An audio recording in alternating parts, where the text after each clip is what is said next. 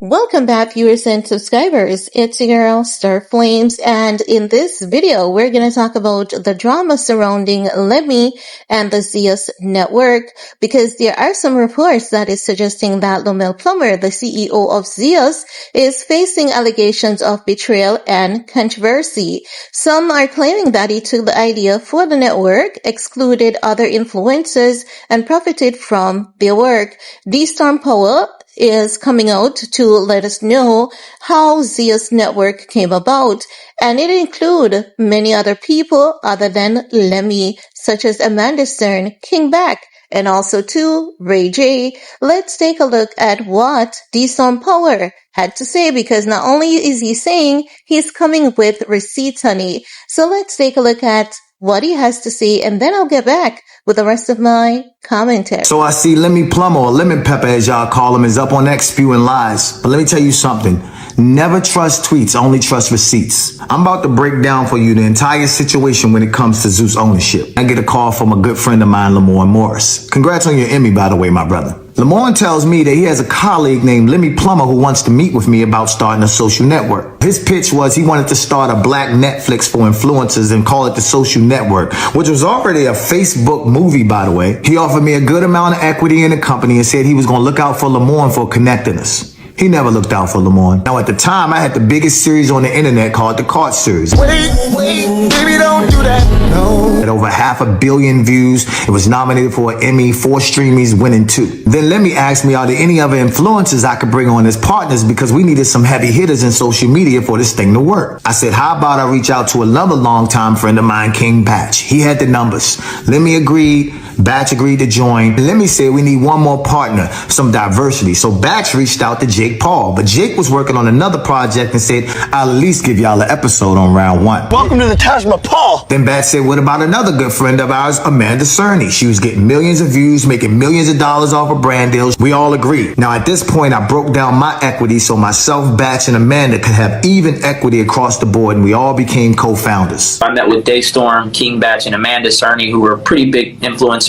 Yes. And we ended up, I brought them on board. Lemmy was supposed to be behind the scenes as the CEO, and the 3 of us were to be the face of the network, myself as the president. In the coming weeks, we started a group chat, and the founders came up with a new name for the social network. Some of the names was trash. Then one day I thought, wait, Nike was a Greek god. They were successful with their shoe and apparel line. Why don't we name ourselves after a Greek god? Let's be Zeus.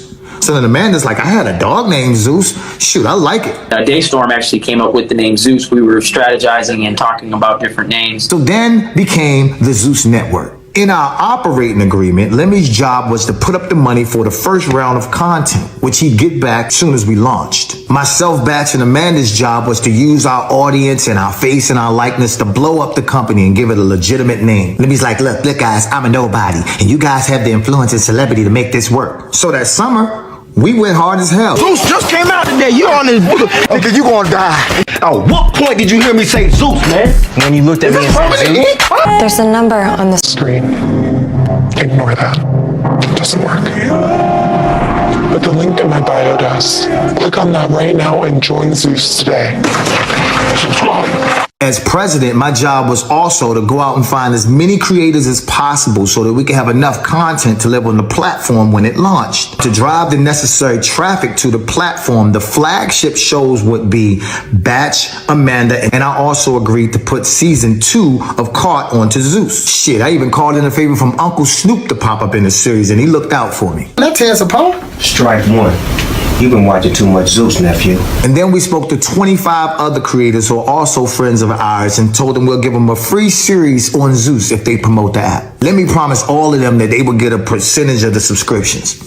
They didn't get a dime. So approaching the launch of Zeus, Lemmy calls me up crying, talking about the whole network about to go under because I ran out of money. I physically went into the office that entire summer and edited 4 series for Zeus. Then I put up $135,000 of my own money, paying for Bad Escorts, Cart Season 2, and 4 other creative series. Now, bear in mind, contractually, we weren't supposed to put up any money. But Lemmy said, I'm going to pay you back as soon as Zeus launches and we're profitable. Now, every show on Zeus has music in the background, but keep in mind, we had no more budget for music. So I called in another favor from my good friend Tommy Brown and Franks, and I said, yo, we need beats for Zeus. They done produced everything from Ariana Grande to Justin Bieber. Tommy gave us over 1,000 beats with a promise from Lemmy that they'd get paid back once Zeus was profitable.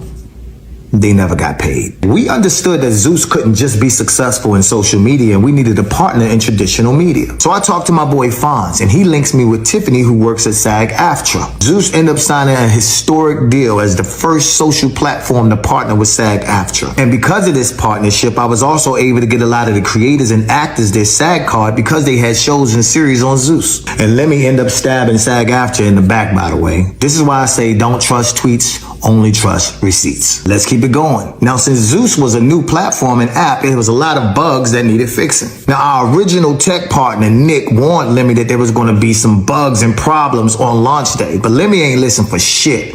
With his Napoleon complex, him and Nick used to get into it. So we throw this big ass launch party in LA. We had ice sculptures, DJs, red carpet, big screens. Amanda bit the bullet and did this big ass deal with Diageo for half her rate so we could have Ciroc as a sponsor. We was in it. It came together. We're doing our pre-launch party, so coming out July 13th. I'm super stoked. On launch day, all the creators who had a show on the platform promoted the hell out of Zeus, and over 45,000 people joined the platform that day. So now we on Easy Street. Until the next day, we get a call from our tech partner, Nick, who said there was a glitch in the system and everybody got into Zeus for free. We had to boot everybody out of Zeus and ask them to rejoin for the subscription price. And if you know anything about people, they ain't paying for shit after they got it for free. So the first round of Zeus was a wash. We had to scramble and come up with a plan for round 2 with no money. Then King Batch comes in clutch and saves the day and brings in our 5th partner, a silent investor named Ben Koo, who put up the funds we needed for round 2. On round 2, we changed up the plan and we used the funds from Ben Koo to make longer form content. Amanda secured Lil Tay, who was huge at the time. Bat secured B. Simone, who was huge at the time. I secured Quay, who was huge at the time. And Lemmy secured Michael Blackson. Those shows with TT being the flagship gave us enough subscribers and enough income to make it to the next season for even bigger shows. Now, Lemmy controlled all the money at Zeus. And at this point, myself, Batch, and Amanda were pushed out while Lemmy's taking these interviews acting like he did it all by himself. But you did have partners. She did have partners. What happened to them niggas? You tell me. Man, I'll Google this shit. Stop it, man. No, I remember seeing them. You tell me. So you bought them out, right? You tell me what happened to these guys. No, King Bach. Yeah. So King Bach, Amanda Cerny. That's what I was like. That's when they were lit. Yeah, like I said, I created Zeus. I ended up investing my own capital. They didn't put in any money. They didn't do anything. He seized all the Zeus accounts, got himself all this heavy security, and started spewing lies. I thought they would bring some value, bring some money to the table, and do their thing, and they didn't. Let me tell you something. Anybody who needs that kind of security is either super famous or did a lot of people dirty. Part of what makes this whole platform special is, yes, you guys are partners and owners with me in this.